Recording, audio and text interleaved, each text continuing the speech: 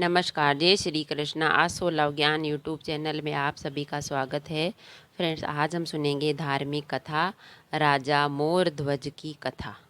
राजा मोर ध्वज की कथा है जो महाभारत युद्ध की समाप्ति के बाद अर्जुन को वहम हो गया कि वो श्री कृष्ण के सर्वश्रेष्ठ भक्त हैं।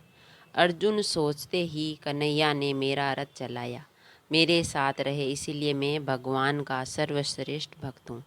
अर्जुन को क्या पता था कि जो केवल भगवान के धर्म की स्थापना था, फिर भगवान ने उसका गर्व तोड़ने के लिए उससे एक परीक्षा का गवाह बनाने के लिए अपने साथ ले गए।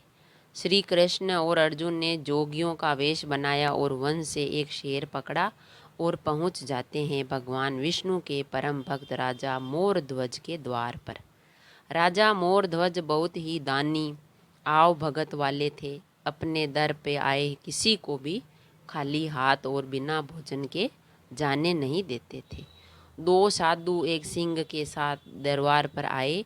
ये जानकर राजा नंगे पांव दौड़कर द्वार पर आए और भगवान के तेज से नतमस्तक हो अतिथि स्वीकार करने के लिए कहा।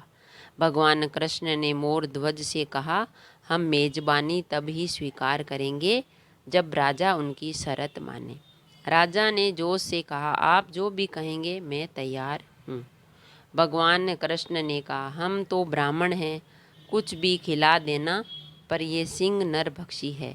तुम अगर अपने इकलौते बेटे को अपने हाथों से मार कर इसे खिला सको तो हमें तुम्हारा आतिथ्य स्वीकार करेंगे। उन्होंने ऐसा बोला। भगवान की शर्त सुनकर मोर ध्वज के होश उड़ गए। फिर भी राजा अपना आतिथ्य धर्म नहीं छोड़ना चाहता था। उसने भगवान से कहा, प्रभु मुझे मंजूर है, पर एक बार मैं अपनी पत्नी से पूछ लूं। भगवान से आज्ञा पाकर राजा महल में गया तो राजा का उतरा हुआ मुख देखकर पतिव्रता रानी ने राजा से एक कारण पूछा। राजा ने जब सारा हाल बताया तो रानी की आंखों में आंसू बहने लगे। फिर भी वो अभिमान से राजा से बोली कि आपकी आन पर मैं अपने सैकड़ों पुत्र कुर्बान कर सकती हूँ। आप साधुओं को आदरपूर्वक अंदर ले आइए। अर्जुन ने भगवान से पूछा, माधव ये क्या माजरा है, आपने ये क्या मांग लिया। कृष्ण बोले, अर्जुन तुम देखते जाओ और चुप रहो। राजा तीनों को अंदर ले आए और भोजन की तैयारी शुरू कर दी। भगवान को 56 भोग परोसा गया, पर अर्जुन के गले से उतर नहीं रहा था। अर्जुन सोच रहा था, ये भगवान ने क्या मांग लिया।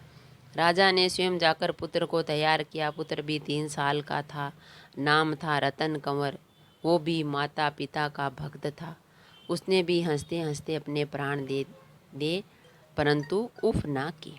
राजा रानी ने अपने हाथों में आरी लेकर पुत्र के 2 टुकड़े किए और सिंह को परोस दिए। भगवान ने भोजन ग्रहण किया, पर जब रानी ने पुत्र का आधा शरीर देखा तो वो आंसू रोक न पाई। भगवान इस बात पर गुस्सा हो गए कि लड़के का एक फाड़ कैसे बच गया। भगवान रुष्ट होकर जाने लगे तो राजा रानी रुकने की मिन्नत करने लगे, रोकने लगे।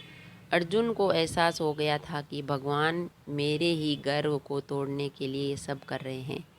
वो स्वयं भगवान के पैरों में गिरकर विनती करने लगा और कहने लगा, आपने मेरे झूठे मान को तोड़ दिया, राजा रानी के बेटे को उनके ही हाथों से मरवा दिया और अब रूठ के जा रहे हो, ये उचित नहीं है। प्रभु मुझे माफ़ करो और भक्त का कल्याण करो। तब केशव ने अर्जुन का घमंड टूटा जान रानी से कहा कि वो अपने पुत्र को आवाज़ दें। रानी ने सोचा, पुत्र तो मर चुका है, अब इसका क्या मतलब है। पर साधुओं की आज्ञा मानकर उसने पुत्र रतन कंवर को आवाज़ लगाई। कुछ ही क्षणों में चमत्कार हो गया। मृत रतन कंवर, जिसका शरीर शेर ने खा लिया था, वो हंसते हुए आकर अपनी माँ से लिपट गया। भगवान ने मोर ध्वज और रानी को अपने विराट स्वरूप का दर्शन कराया। पूरे दरबार में वासुदेव कृष्ण की जय जयकार गूंजने लगी। भगवान के दर्शन पाकर अपनी भक्ति सार्थक जान मोर ध्वज की आंखें भर आई और वो बुरी तरह बिलखने लगे। भगवान ने वरदान मांगने को कहा तो राजा रानी ने कहा, भगवान एक ही वर दो कि अपने भगत की ऐसी कठोर परीक्षा ना लें जैसी आपने हमारी ली। तथास्तु कहकर भगवान ने उसको आशीर्वाद दिया और पूरे परिवार को मोक्ष दिया। तो फ्रेंड्स, जब अर्जुन ने रथ चलाया, जब अर्जुन के वो रथ के सारथी बने, तो अर्जुन को महाभारत युद्ध के बाद घमंड हो गया था। तो उसके घमंड की जो अंत करने के लिए उन्होंने, भगवान ने ये रचना रची और राजा मोर ध्वज के बेटे को उन्होंने मरवाया, लेकिन उन्होंने उसको वापस जीवन दान दिया, क्योंकि अर्जुन का घमंड तोड़ने के लिए। अगर कहानी पसंद आई तो लाइक और शेयर ज़रूर करें। ऐसी कहानी और कथा सुनने के लिए चैनल को सब्सक्राइब करें। थैंक यू, धन्यवाद।